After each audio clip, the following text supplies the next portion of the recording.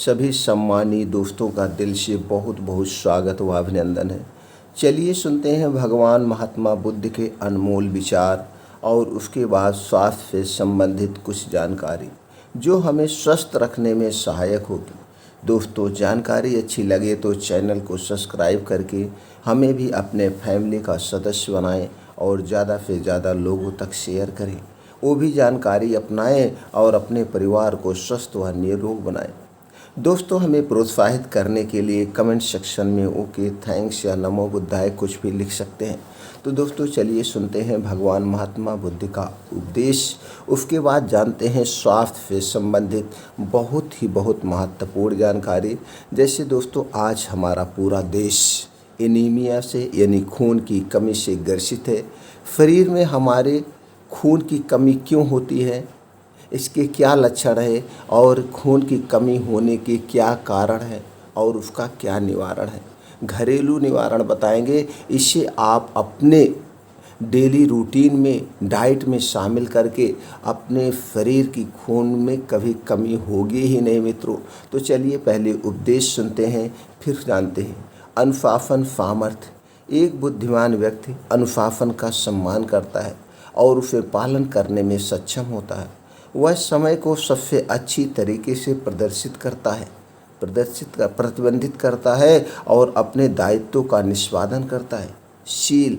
बुद्धिमान व्यक्ति ईमानदार और नैतिकता के परिपालन में सजग रहता है, जिससे उसके कर्म हमेशा शुद्ध रहते हैं। वह बुराई और अन्याय से परहेज करता है। सत्यनिष्ठ। बुद्धिमान व्यक्ति सत्य के प्रति पूर्ण निष्ठा रखता है और झूठ से दूर रहता है। उसके वचन हमेशा सच्चे होते हैं और उसके कार्य निष्ठा से सत्य पर आधारित होते हैं। दयालु। वह दूसरों के प्रति दया भावना रखता है और उनकी समस्याओं का सम्मान करता है।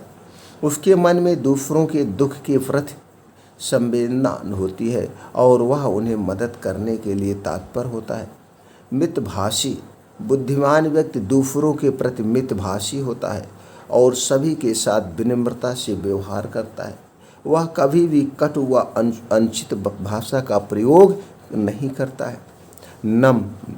बुद्धिमान व्यक्ति विनम्र और आदर्शवादी होता है और उसमें अहंकार और घमंड की कोई जगह नहीं होती है। वह अपने गलतियों को स्वीकारता है और सीखने के लिए तैयार रहता है। आत्मनियंत्रित। बुद्धिमान व्यक्ति अपने विचारों, वचनों और कर्मों को संयमित रखता है। वह अपनी इच्छाओं और प्रवृत्तियों को नियंत्रित करता है और स्वयं को संयमित रखने का प्रयास करता है। श्रद्धा भावना। बुद्धिमान व्यक्ति अपने कर्मों में श्रद्धा रखता है और अपने लक्ष्यों की प्राप्ति के लिए समर्पित रहता है। वह स्वयं के कौशल और शक्तियों पर भरोसा करता है। त्यागी।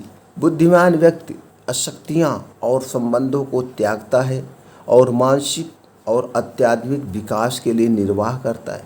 उसे समयी भोग की चाह नहीं होती है और वह अपने आर्थिक और सांसारिक बाधाओं से ऊपर उठने का प्रयास करता है। उदार। बुद्धिमान व्यक्ति अपने संपत्ति को दूसरों के साथ साझा करता है। वह आलस्य और लोभ से परे होता है और उसके दिल में दूसरों के लिए समर्पण भावना होती है। संतुलित बुद्धि। बुद्धिमान व्यक्ति विवेकी होता है और बुद्धि बल से समस्याओं का समाधान करता है। वह समस्याओं को समझने में निपुण होता है और उन्हें विभिन्न दृष्टिकोणों से देखता है। नम्र व्यक्तित्व। बुद्धिमान व्यक्ति आत्मविश्वासी होता है लेकिन उदार और मितभाषी व्यवहार करता है। वह दूसरों के साथ सजगता से मिलने की कोशिश करता है और उन्हें आत्मनिर्भर बनाने में मदद करता है। ये 12 गुण बुद्धिमान व्यक्ति के स्वभाव को समझने में मदद करते हैं और उसके व्यक्तिगत और सामाजिक उन्नति को प्रोत्साहित करते हैं। मित्रों, जैसे आपने सोचा बुद्धिमान व्यक्ति की ये 12 गुण जिसमें पाए जाते हैं, उसी का समाज में, देश में मान सम्मान होता है और वह हमेशा अपने पथ पर आगे बढ़ता जाता है और अपने सारे सपने को पूरा करता है। चलिए मित्रों, जानते हैं हमारे शरीर में खून की कमी क्यों होती है। दोस्तों, जैसे ये हमारी दिनचर्या है, ये हमारा शरीर है। हम अपने शरीर को कैसे रखते हैं, कैसे फिट रखते हैं, कैसे निरोग बनाते हैं, ये हमारे हाथ में है। और यही हमारे ऋषि मुनि जानते थे। वह अपने आप को फिट रखते थे या जो कुछ भी योगा ध्यान करते थे।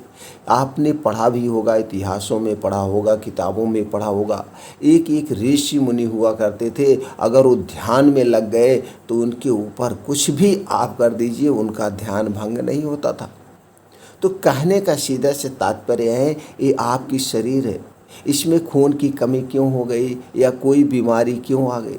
जब हमारे शरीर में धीरे धीरे ये जो लापरवाही डेली की रूटीन में, डेली की दिनचर्या में हम करते हैं, हमको ये नहीं लगता है कि हमें लापरवाही कर रहे हैं, लेकिन यही छोटी छोटी गलतियाँ एक दिन बड़े रोग को जन्म दे देती है।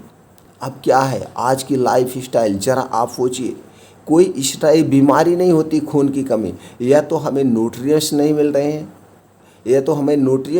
रहे हैं, या हमारा पेट, हमारे शरीर का सबसे महत्वपूर्ण अंग जो होता है हमारा पेट होता है, या तो आपका पेट सही से काम नहीं कर रहा है, कहीं गैस है, कब्ज है, एसिडिटी है, और जो कुछ भी आप खा रहे हो उसका सही मात्रा में पच नहीं रहा। और जब खाना पचेगा नहीं, सड़ेगा, तो खाना ठीक से डाइजेस्ट नहीं होगा और आपके शरीर में नहीं लगेगा। इसलिए आपको हमेशा अपने पेट को सही रखना है। और पेट कैसे सही रहेगा, आप खुद सोचिए दोस्तों। आज की क्या लाइफ स्टाइल हो गई है। आज के बाद डिजिटल मोबाइल आज के ज़माने का सबसे बड़ा कारण बन रहा है। इससे आँखों की रोशनी जा रही, आदमी आलसी हो जा रहा है, आदमी लैट्रिन जा रहा है, टहलने जा रहा है, घूमने जा रहा है, मोबाइल उसके हाथ में है। खाना खा रहा है तो वो चला रहा है, ड्राइव कर रहा है तो मोबाइल चला रहा है, जिसकी वजह से तमाम एक्सीडेंट हो रहे हैं। तो दोस्तों आप 10 बजे तक, 11 बजे, 12 बजे तक ऐसे बिस्तर में रजाई के नीचे मोबाइल चला रहे हैं और मूवी देख रहे हैं। तो आप देखते देखते जब आप देर रात तक रजाई में बंद होकर मूवी देखेंगे तो क्या होगा, उसकी रोशनी आपकी आंखों में जाएगी, नींद कहाँ से आएगी। थोड़ी देर आप देखें, मूवी इंटरेस्टेड हो गई, अभी आप सोचेंगे कि पूरी मूवी ख़त्म हो जाए फिर सोते हैं। ये करते करते आप सो गए, 12-1 बज गया, 2 बज गया। यहाँ तक कितने लोग मिलते हैं, ऐसे चर्चा करते हैं, कहते हैं मैं तो 2:30-3 बजे सोता हूँ।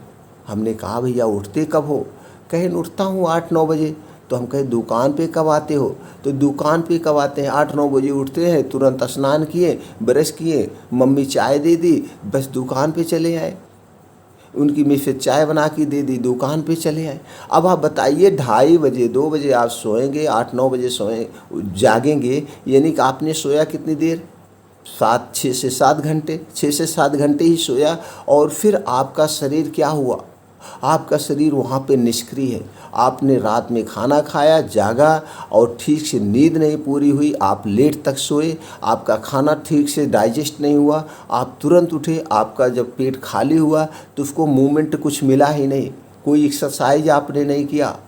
आपके अंदर का जो आर्गन है, पेट की जो आंतें वगैरह सारी चीज़ें हैं अंदर भी, तो फिर आपका कोई मूवमेंट ही नहीं मिला। जैसे ही खाली हुआ फिर आपने चाय पानी नाश्ता जो कुछ भी करना था, जैसे आपका वर्क है, आपने फिर अपने पेट को दे दिया, पेट खाली ही नहीं, तो कहाँ से पचेगा, वो कहाँ से बचेगा। आप अपनी शरीर को तो ऊपर से तमाम चीज़ें साफ़ सफाई करते रहते हैं, लेकिन कभी आपने सोचा हमें पेट को भी साफ़ सफाई रखना चाहिए। तो जो कहने का सीधे से मतलब है, आपको खाने की रूटीन को भी ठीक से मेंटेन करना पड़ेगा। तो दोस्तों चलिए जानते हैं क्या हमें करना है। सबसे पहला जान लीजिए दोस्तों, आपको प्राकृतिक नियमों का पालन करना पड़ेगा। प्राकृतिक के क्या नियम है, इसकी वीडियो पढ़िए, आप देख सकते हैं। यहाँ पे हम चर्चा करेंगे तो वीडियो लंबी हो जाती है। कुछ मित्र कहते हैं वही बातें आप बार बार बताते हैं। चलिए कुछ मित्र इसमें नए भी आके जुड़ते हैं, तो दोस्तों आप वहाँ पर देख लीजिएगा प्राकृतिक क्या नियम है, फिर शॉर्टकट में हम बता भी देते हैं। बाकी डिटेल आप वहाँ से देख जाइए। जिस दिन आप प्रकृति के नियम के बारे में जान गए, आपके शरीर में खून की कमी क्या, कोई बीमारी भी नहीं होगी, ना तो छोटी ना तो बड़ी। प्राकृतिक नियम सीधी सी बात है, आपको समय से सोना है। अगर हम पहले की बात करें तो दोस्तों 6 बजे तक हम खाना खा लेते थे, लेकिन तभी आज की लाइफ स्टाइल ले लो, आप 8 बजे तक तो खाना खा ही लो। अब कुछ लोग के पास दोस्तों दुकान है, या कहीं ऐसा बिजनेस कर रहे हैं और लेट आते हैं, तो दोस्तों आपका घर अगर पास हो, दुकान भी पास में होती, तो आप शाम के समय हल्का फुल्का नाश्ता करना है, वहीं दुकान पे मंगा लीजिए और 8 बजे एक टाइम फिक्स कर लीजिए। 8 बजे हल्का तो नाश्ता करना है, 2 रोटी ज़रा से सब्जी, तो वहीं पे आप खा लीजिए। अब फिर दुकान चाहे 10 बजे बंद करिए, तुरंत दुकान बंद करिए, 2 घंटा खाना खाए के बाद हो भी जाएगा, आपने जो खाया है वो पच भी गया। उसके बाद आप घर आइए, घर आने के बाद जैसे भी आपको अभी रूट बताते हैं कर लीजिएगा, तो आपको सोने का समय भी मिल जाएगा। घर आइए, हाथ पैर बढ़िया से धुलिए, उसके बाद सोने चले जाइए। 10 से 11 बजे तक आप सो जाएंगे तो भी आप 5 बजे उठ जाएंगे। अब 5 बजे जब उठ जाएंगे आपको नींद पूरी हो गई। तो कहने का सीधा से मतलब है, लेटेस्ट 10 से 11 बजे तक सोने का प्रयास करिए अगर आपको स्वस्थ और फिट रहना है। 10 से 11 बजे जब आप सो जाएंगे तो सुबह आपकी 4 से 5 बजे नींद खुलेगी। जैसे ही नींद खुले आराम से उठिए, आराम से उठिए, अपने दोनों हाथों को रगड़िए और भगवान को स्मरण करिए, या जिसको भी स्मरण करना हो, जिसको आप अपना आदर्श मानते हैं उसे याद करिए। ब्रह्मांड को याद करिए, इस धरती को याद करिए, पृथ्वी को याद करिए, क्योंकि आपका सुबह हो गया। कितना लोग हैं तो सुबह ही नहीं होता, इसलिए धन्यवाद देना मत भूलिए। धन्यवाद दीजिए अपनी ज़िंदगी को। आप सबसे खुशहाल आदमी हैं, आप दुनिया के सबसे खुशहाल आदमी हैं। कम से कम आपकी सुबह तो हुई। धन्यवाद दीजिए, मुस्कराइए और किचन में जा कर के 3 से 4 गिलास गर्म पानी करिए और उसे आराम से अलथी पलथी मार के बैठ करके उसे घूट घूट पीजिए। पानी पीने के बाद आप 5 बजे आपको घर छोड़ ही देना है। 5 बजे घर छोड़ने के बाद आप चले जाइए खुले आसमान में नंगे पाँव आपको मॉर्निंग वॉक करना है। नंगे पाँव वहाँ पे मॉर्निंग वॉक करिए, और वो पक्की रोड पे नहीं, जहाँ पे कच्ची ज़मीन हो और वहाँ पे घास फूस हो, वहाँ पे मॉर्निंग वॉक 5 से 6 किलोमीटर ज़रूर करिए। अब 5 से 6 किलोमीटर मॉर्निंग वॉक करिए और इसे आधे घंटे में आप कवर कर लीजिए, आधे घंटे में। अब इसमें कुछ देर तक दौड़ भी लगा दीजिएगा, कुछ उल्टा भी चल लीजिएगा, दोनों तीनों ढंग से आप करिए। फिर इसको करने के बाद वहीं आप फील्ड में बैठ जाइए, खुले आसमान में बैठ जाइए। अब नंगे पाँव चलने के बहुत सारे फ़ायदे दोस्तों। इससे आपके शरीर में ये धरती की डायरेक्ट ऊर्जा प्रवेश करेगी और आपका शरीर तरोताज़ा बना रहेगा, क्योंकि आपका ये जो आसमान से ओस की बूंदें गिरती है वो डायरेक्ट आपके पैर में लगेगी। इससे आपका जुड़ाव हो जाएगा। हमें ज़्यादा से ज़्यादा प्रकृति में रहना चाहिए, नंगे पाँव रहना चाहिए, मिट्टी पे चलना चाहिए। अब जब आप मिट्टी पे मॉर्निंग वॉक करेंगे, कहीं कहीं ऊबड़ खाबड़ मिट्टियाँ होंगी, ऊंचा नीचा मिट्टियाँ होंगी, वो आपके पंजे पर, पैर के तलुए पर स्पर्श करेंगी, दबाव बनेगा, वो एक एक्यूप्रेशर का काम करेगा, चूँकि शरीर की सारी नसों का कनेक्शन आपके पंजे पैर के तलुए से होता है। तो इसलिए मित्रों, आप ये नंगे पाँव जरूर चलिए। अभी आप वहीं पे देख लीजिए, शहर के कितने लोग हैं, 10 साल 20 साल बीत जाता है, उनका पैर संपर्क मिट्टी से होता ही नहीं। लेकिन वहीं गांव में चले जाइए, कितने लोग ऐसे हैं 24 घंटे में 12 घंटा 13 घंटा तो नंगे पाँव ही रहते हैं, हरदम स्वस्थ और फिट रहते हैं। हम शहर में हैं, शहर में क्या प्रक्रिया है, चप्पल निकला जूता पहने, जूता निकला चप्पल पहने, फिर बिस्तरा पर आए, मट्टी ही नहीं लगती। और फिर फर्शें बनी हुई हैं, बाहर द्वार तक फर्श बनी हुई है, मिट्टी में कोई निकलता ही नहीं। मिट्टी हमारे जीवन के लिए बहुत महत्वपूर्ण है। एक कछुआ देख लीजिए, कछुआ दोस्तों 300 साल तक जिंदा रहता है, वो मिट्टी में रहता है, मिट्टी खाता, मिट्टी पानी पीता, वहीं में रहता है। तो दोस्तों, कहने का मतलब, आप अगर जितने पृथ्वी से कनेक्शन आपका रहेगा, जितने जुड़ाव आपका रहेगा, आप उतने फुर्त बने रहेंगे। तो दोस्तों, नंगे पाँव चलने का बहुत सारे फ़ायदे हैं। आपकी आँखों की रोशनी बढ़ती है, आपकी आँखों से संबंधित कोई बीमारी नहीं होती। ये जो ओस की बूंदें आपके पैर से कनेक्शन होता है, ये आपके पैर में लगता है। तो दोस्तों, कहने का मतलब, नंगे पाँव चलिए, इसके बहुत सारे फ़ायदे हैं। अब वहीं उसके बाद बैठ करके आपको योगा प्राणायाम करना है। वहीं पे अनुलोम विलोम आपको कम से कम 15 से 20 मिनट, कपालभाति 15 से 20 मिनट, और वज्रासन, शीर्षासन और सूर्य प्राणायाम 4-5 आसन जरूर करिए। अब जब आप वहीं सूर्य की रोशनी में रहेंगे, तो सूर्य की रोशनी जब आपके शरीर पर पड़ेगी तो आपको विटामिन डी और कैल्शियम की कभी कमी नहीं होगी। आपको इसके लिए एक्स्ट्रा सप्लीमेंट्री नहीं लेना पड़ेगा। और जो कैल्शियम और विटामिन डी की कमी से जो रोग होता है वो आपके शरीर में कभी नहीं होगा। और आपका इम्यूनिटी बूस्टर इतना स्ट्रांग हो जाएगा कि वायरल फीवर, ये जो नॉर्मल बुखार जुखाम होता है, ये कभी नहीं होगा, ये कभी नहीं होगा। इसलिए दोस्तों 5 से 7 2 घंटे वहीं आपको प्रकृति में बिताना है। और जो एक कारण, और अगर इतना आपने कर लिया तो कभी भी खून की कमी क्या, कोई बीमारी आपको नहीं होगी। अब खून की कमी होने के कुछ कारण भी है, उस पर बात कर लेते हैं। आपको खाना खाने के नियमों का पालन करना होगा। जैसे कि दोस्तों आपको रिफाइंड डालडा नहीं खाना है, आपको सफ़ेद नमक के स्थान पर आप फेदा नमक या काला नमक खाइए। चीनी बिल्कुल मत खाइए। चीनी को पचाने में लीवर को बहुत ज़्यादा मेहनत करना पड़ता है, और लीवर को मेहनत करना पड़ता है, और चीनी हमारे लिए 100 प्रकार के रोग पैदा करते हैं। चीनी के स्थान पर आप गुड़ खाइए। चीनी एक प्रकार का सफ़ेद और धीमा जहर है। नमक भी सफ़ेद है और धीमा ये जहर है। मैदा बिल्कुल मत खाना। मैदा बहुत चिकना होता है, ये आपके आंतों में जाके चिपक जाता है, आपके आंतों को बीमार करता है। मैदा से बनी हुई कोई भी चीज़ मत खाइए, नहीं तो आपका पेट हमेशा गड़बड़ रहेगा, गैस एसिडिटी बनेगी, जिसकी वजह से आपकी शरीर में खून की कमी बरकरार रहेगी। और दोस्तों आप कभी भी डिब्बा बंद बाहर की कोई भी चीज़, बाहर की जितनी भी चीज़ें होती हैं, चाय समोसे पकौड़ी पैकेट स्कूट बिस्किट और ये टोस्ट ब्रेड, जो कुछ भी होता है, कुछ नहीं खाना है। धूम्रपान छोड़ दीजिए, धूम्रपान छोड़ दीजिए, अल्कोहल छोड़ दीजिए। तो फिर खाना क्या है आपके मन में? हरी साग सब्जियाँ खाइए। जितना भी ड्राई फ्रूट्स होते हैं, ड्राई फ्रूट्स लीजिए अपने बजट के हिसाब से। और फल फूल जो सीजन वाइज होते हैं, सीजन वाइज फल फूल खाइए। अपने खाने में 70% जो है सजीव वस्तुएं लाइए, 10% निर्जीव खाइए, और अपने भूख से हमेशा 70% ही खाना खाइए। जितना आपको भूख लगा है उससे 70% ही खाना खाइए। जैसे कि आपको 4 रोटी खाने की इच्छा है तो 3 ही खाइए, 2 ही खाइए, सिर्फ भूख मिट जाए बस। ज़्यादा खाना खाने से आप मोटे नहीं होगे, आपको ताकत नहीं आएगी। जो खाइए वो ठीक से डाइजेस्ट हो जाए, पच जाए, वही आपके लिए बढ़िया है। तो दोस्तों खाने का मतलब सुबह का खाना आप भरपेट खा सकते हैं, दोपहर का खाना सुबह के खाने का आधा होना चाहिए, रात का खाना आपके दोपहर का भी आधा होना चाहिए।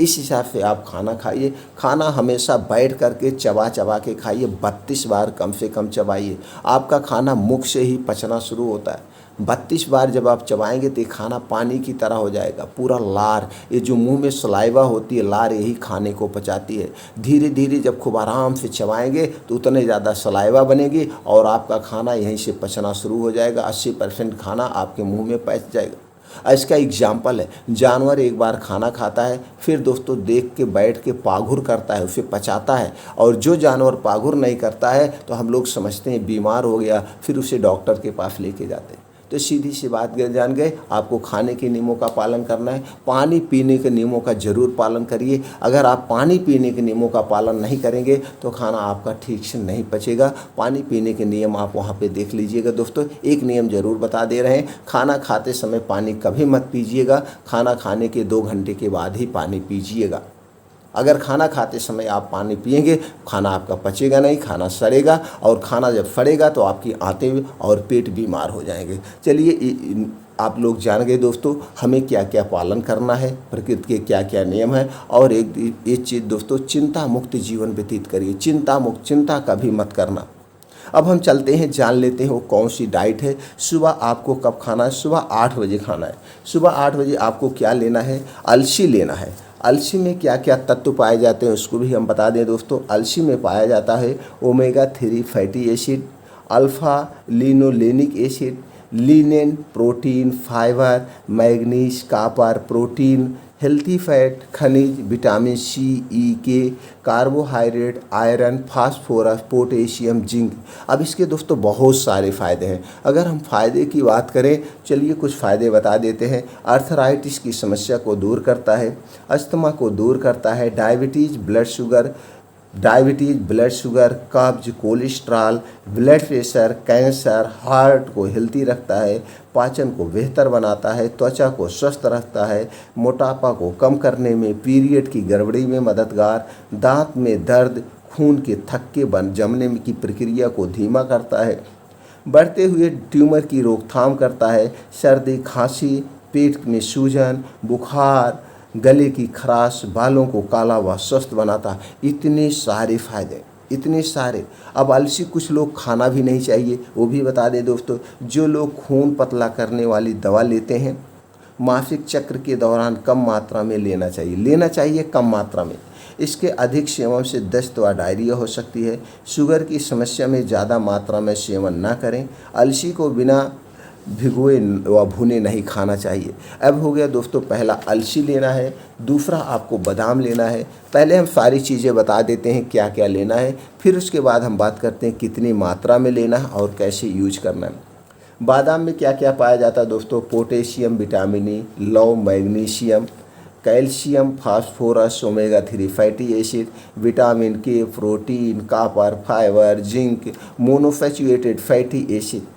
ये दोस्तों इसमें क्या क्या इसके फ़ायदे हैं? ये मानसिक तौर पर चुस्त रखता है, हृदय को स्वस्थ रखता है, ब्रेस्ट कैंसर से बचाता है, सूजन कम करने में सहायक है, वजन कम करने में सहायक है, कैंसर से बचाता है, मधुमेह से बचाने में सहायक है, कोलेस्ट्रॉल में सहायक है, आँखों की रोशनी तेज करता है, एंटीऑक्सीडेंट का प्रमुख स्रोत है, शरीर को ऊर्जा बढ़ाए, पाचन को बेहतर बनाता है, हड्डियों को मजबूत बनाता है, पोषक तत्वों का खजाना है, त्वचा के लिए लाभकारी है, बालों को स्वस्थ व काला बनाता है।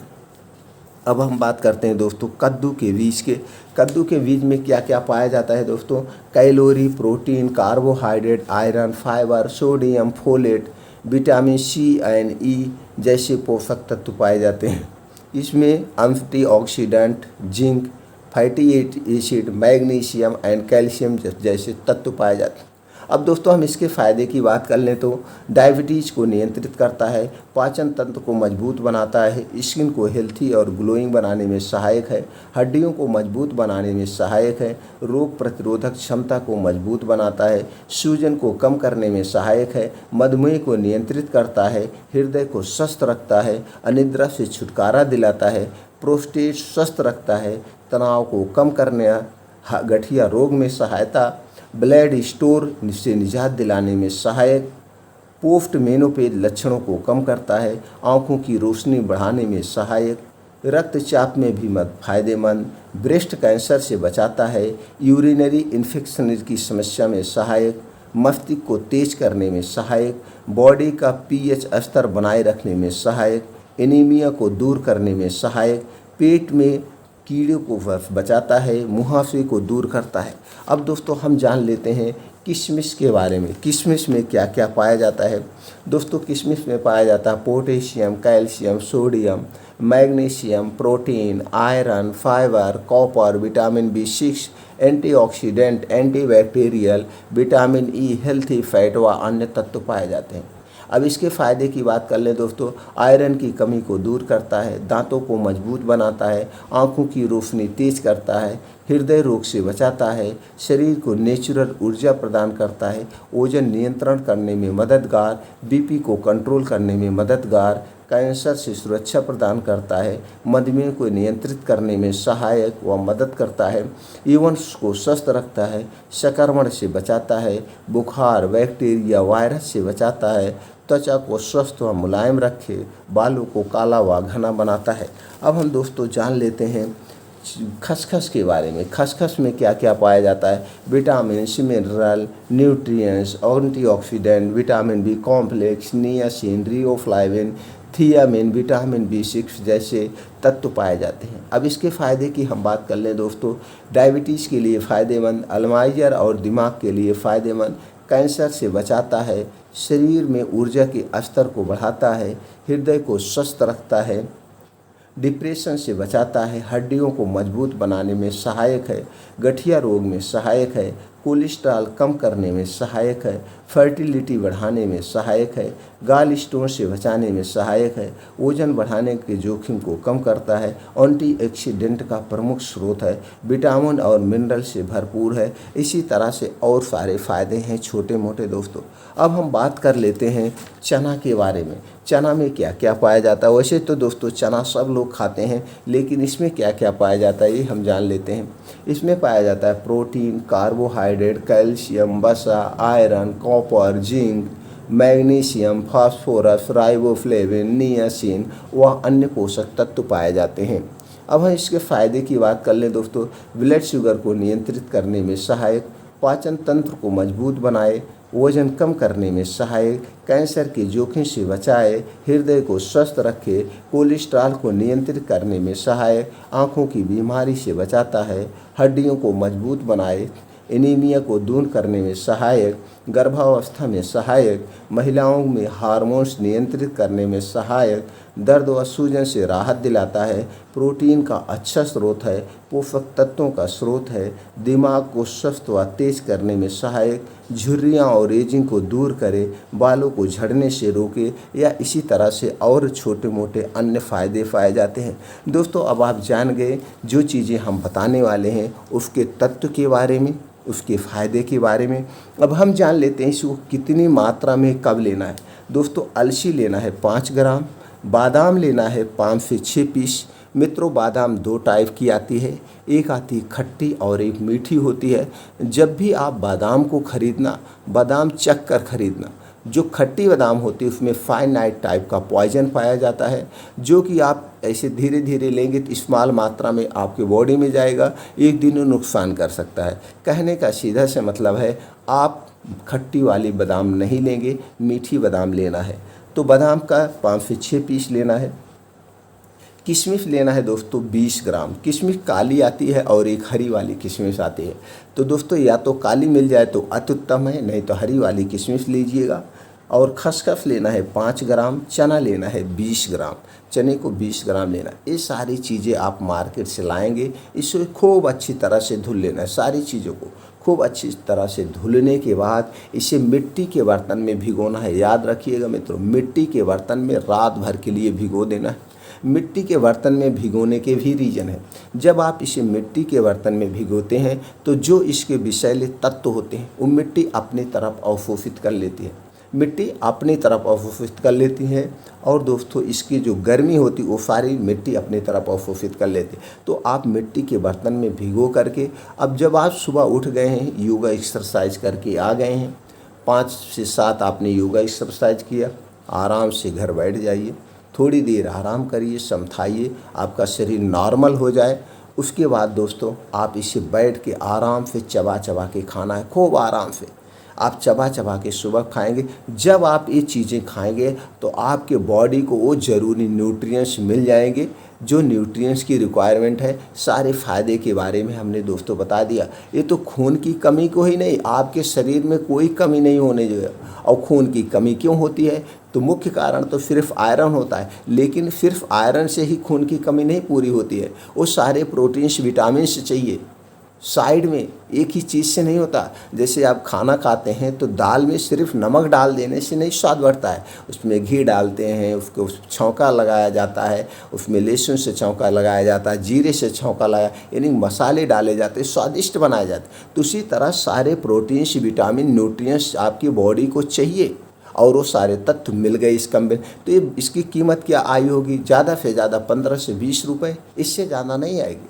और 15 से 20 रुपये डेली अगर आप अपने शरीर के लिए दे रहे हैं तो दोस्तों भविष्य में एनीमिया क्या कोई बीमारी नहीं आएगी, लेकिन इसके लिए आपको सारे नियमों का पालन करना होगा।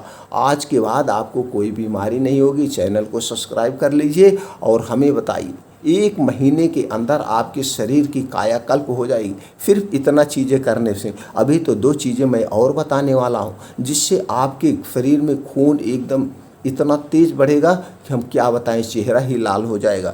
चलिए दोस्तों, आपको दोपहर में क्या लेना, खाना आपको जो खाना वो खाइएगा, लेकिन याद रखिएगा खाना आपको सिर्फ भूख मारने के लिए खाना है। खाना खाने से, ज़्यादा खाने से आदमी मोटा नहीं होता है।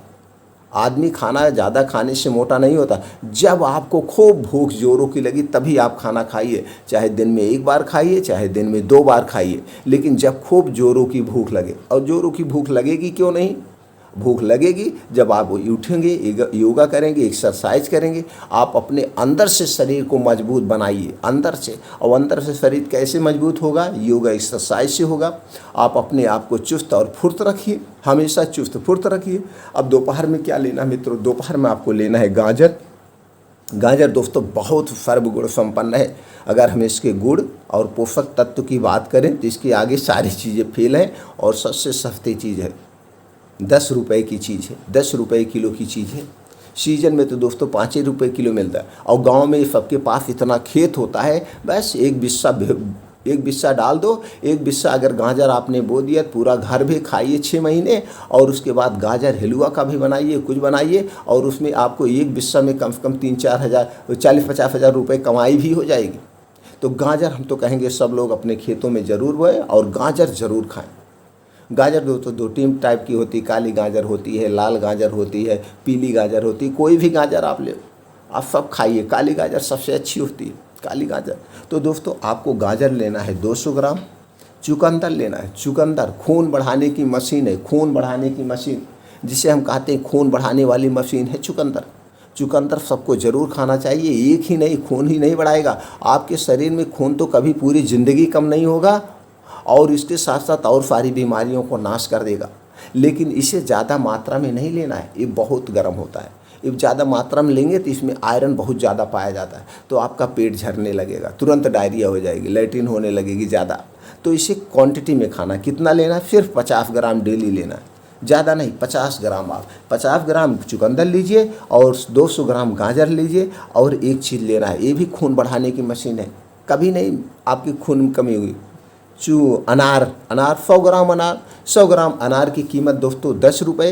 कितना मतलब बिना सीजन मिलेंगे। इस समय तो अनार दोस्तों 50 रुपये 60 रुपये किलो मिल रहा, 40 रुपये किलो मिल रहा। हो सकता है आप उस एरिया में जहाँ पे अनार होता है तो अनार होता होगा, तो आपको कभी एनीमिया की कमी हो ही नहीं सकती। जिसके किसान के घर में चुकंदर होता कभी एनीमिया हो ही नहीं सकती, लेकिन खाते नहीं। आप चले जाएंगे आयरन का सिरप लेने, पता लगा 150 रुपये 200 रुपये का आयरन का सिरप लेंगे, और मेडिकल वाले से अगर आपने मांग लिया भैया मेरे शरीर में खून की कमी है, तो जो सिरप आयरन को उठा के देगा, जो 20 रुपये मिलता है उसकी कीमत 200 रुपये पड़ी होगी, उठा के देगा, बहुत बढ़िया है। चूँकि उसका 180 रुपये का काम हो गया, उसका 180 रुपये का काम हो गया, उससे कुछ नहीं होगा। लेकिन 10 रुपये का आप 1 किलो चुकंदर लाइए, 1 किलो 10 रुपये का चुकंदर लाएंगे, एक दिन में आपको 50 ग्राम खाना है, 20 दिन चलेगा। 10 रुपये का चुकंदर 20 दिन चलेगा। और लिखित ले लीजिए, आज ही आप एक घर में 1 लोगों को आयरन सिरप पिलवाइए और 50 ग्राम आप चुकंदर खाइए। तो 200 रुपये का जो लेके आए हैं उतना काम नहीं करेगा। वो 200 रुपये के लाए हैं, 10-10 ml सुबह शाम पिएंगे, 20 ml 10 दिन में ही ख़त्म हो जाएगा। 10 दिन में 200 रुपये खर्च कर रहे हैं, 20 रुपये पर डे, उससे ज़्यादा आपका खून बढ़ाएगा ये चुकंदर। 50 ग्राम चुकंदर आप डेली ले लीजिए, बस डेली। और 20 दिन की कीमत कितना हो गई? 10 रुपये। 10 रुपये में पूरा 20 दिन चलेगा और उससे ज़्यादा खून बढ़ेगा, एक हमारी गारंटी है। तो चुकंदर लेना और अनार ले लीजिए, एक दोनों। अनार कितना आपको लेना? 100 ग्राम। यह एक कम्बिनेशन बना लीजिए, इसका पूरा ला करके आप जूस निकाल लीजिए, या जूस निकालिए ऐसे सलाद के तौर पे काट के गाजर रख लीजिए, उसमें चुकंदर काट के रख लीजिए और अनार के बीज निकाल के रख लीजिए, और आराम से बैठ के, इतना आप ध्यान रखना, जितने अच्छे से इसे चबा चबा के खाएंगे उतने बढ़िया आपके शरीर में लगेगा। खूब चबा चबा के मुंह में पानी बन जाए, यहीं से पचना शुरू होता। बैठ जाइए, प्रेम से चबा चबा के इसे खा जाइए रोज़ दोपहर में। देखिए चेहरा लाल हो जाएगा, बॉडी लाल हो जाएगी, इतना खून बढ़ जाएगा 10 ही दिन में। आपको कभी एक्स्ट्रा कोई खून बढ़ाने के लिए नहीं लेगा। जब खून बढ़ेगा तो आपके शरीर में ताकत ऑटोमेटिक हो जाएगी, ताकत ऑटोमेटिक हो जाएगी और खून से संबंधित कोई बीमारी नहीं होगी, कोई बीमारी नहीं होगी। तो दोस्तों आपको क्या लेना है आप जान गए इसे दोपहर। लेकिन याद रखिएगा एक चीज़ दोस्तों, इसको खाने के 2 घंटे तक आपको कुछ नहीं खाना पीना, एक बिस्किट भी नहीं लेना, चाय पानी कुछ नहीं ले। पानी तो बिल्कुल नहीं लेना है, लिक्विड बिल्कुल नहीं लेना है। 2 घंटे के बाद ही लेना है, 2.5 घंटे बाद लीजिए, 2 घंटे बाद। जितने लेट लेंगे उतने बढ़िया है। इसलिए दोस्तों ये लिक्विड है, कोई भी चीज़ अगर आप लिक्विड में ले रहे हैं तो उसके साथ पानी मत लीजिएगा। जैसे जूस पी रहे हैं तो पानी मत पीजिएगा। तो दोस्तों इसका जूस भी निकाल के आप पी सकते हैं, इसको ऐसे चबा के भी खा सकते हैं, जैसे आपको अच्छा लगे। लेकिन आप चबा के खाएंगे तो आपको फाइबर भी बहुत प्रचुर मात्रा में पाया जाएगा।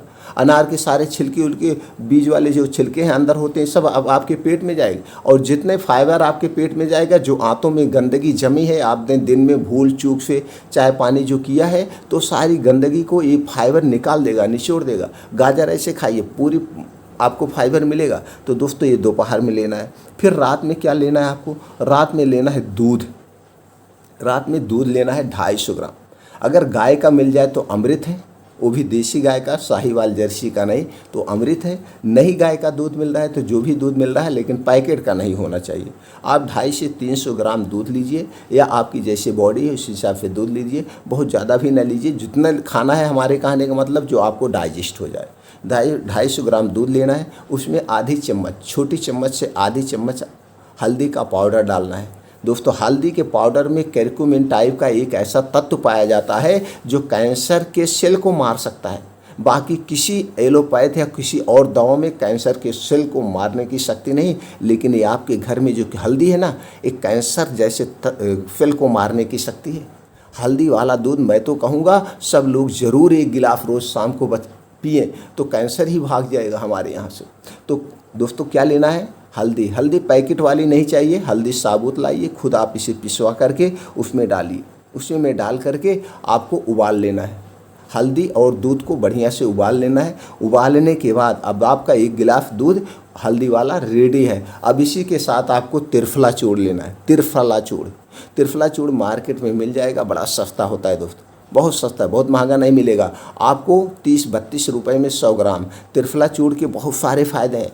त्रिफला चूर्ण आयुर्वेद का एक ऐसा रसायन है जिसके जितने गुण गाए जाएँ उतने कम है।